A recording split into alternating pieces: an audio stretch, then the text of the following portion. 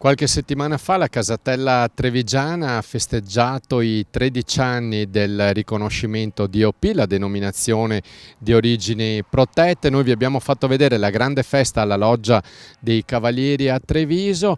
In questi giorni invece si è tenuta l'assemblea dei soci. Andiamo a sentire cosa hanno detto ai nostri microfoni i protagonisti.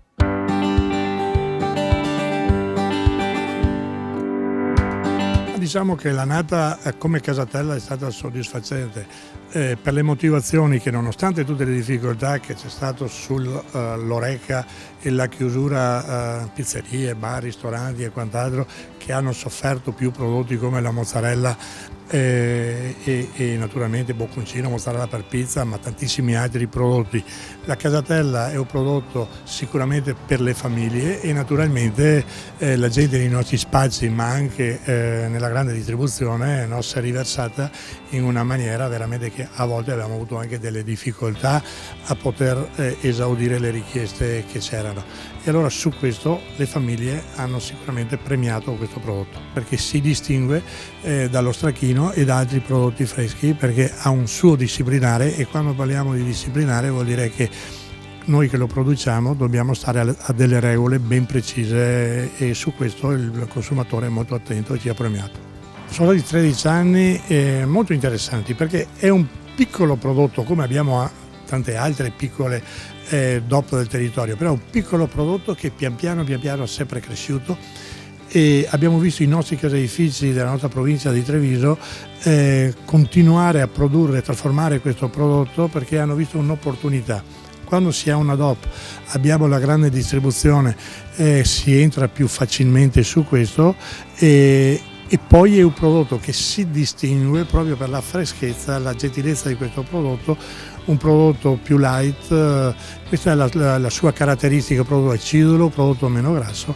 DOP che cosa significa, che cosa vuol dire? Lo ricordiamo ai consumatori da casa: è una garanzia che il prodotto viene caseificato con latte veneto.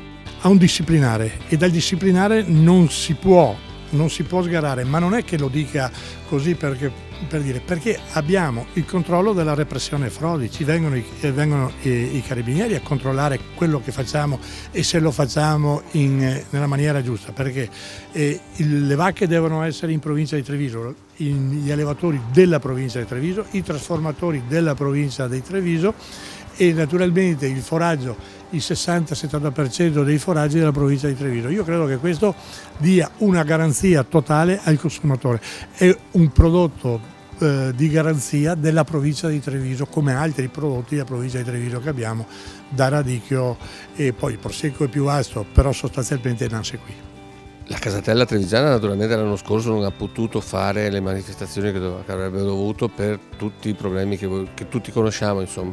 Però il fatto che comunque sia un formaggio emergente, che dà comunque il risultato, che comunque anche dà una risposta positiva all'allevatore, nel senso un valore aggiunto un attimino superiore, non sono i valori dei grana, ma sicuramente dà l'idea che l'intuizione che è partita anni fa sta dando i suoi risultati.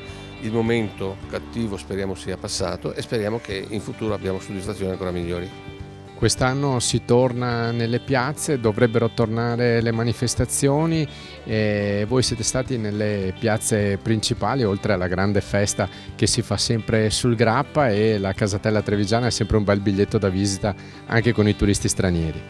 Siamo partiti già con il compleanno, con l'anniversario sulla Loggia dei Cavalieri a Treviso, e abbiamo visto anche quanto le istituzioni ci stanno dando una mano. È bellissimo riprendere, è bellissimo ripartire, è bellissimo rivedere le persone che vengono, ma è soprattutto bello vedere che siamo aiutati da chi effettivamente ci sta dando una mano. Ci ha sempre creduto, è partita proprio dai nostri consiglieri, del nostro presidente e quant'altro a Treviso, e Treviso sta dando una risposta adeguata. È nostra, e noi vogliamo in tutti i modi portarla non solamente nel nostro territorio, ma fuori dal nostro territorio.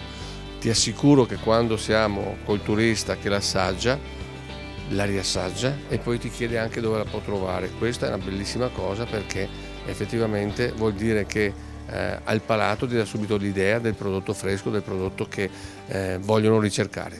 I prossimi 13 anni per la casatella trevigiana come saranno e qual è l'augurio, l'auspicio di Terenzio Borga? Io credo che visti i risultati avrà sicuramente un suo futuro roseo, è emergente e dà tantissime sensazioni positive, e il fatto che l'anno scorso, nonostante, come è successo per altri consorzi, nonostante le chiusure di Horeca e di tutte le attività di promozione abbia tenuto, dà l'idea che quando si apriranno il futuro dei prossimi 13 anni sarà sicuramente migliore.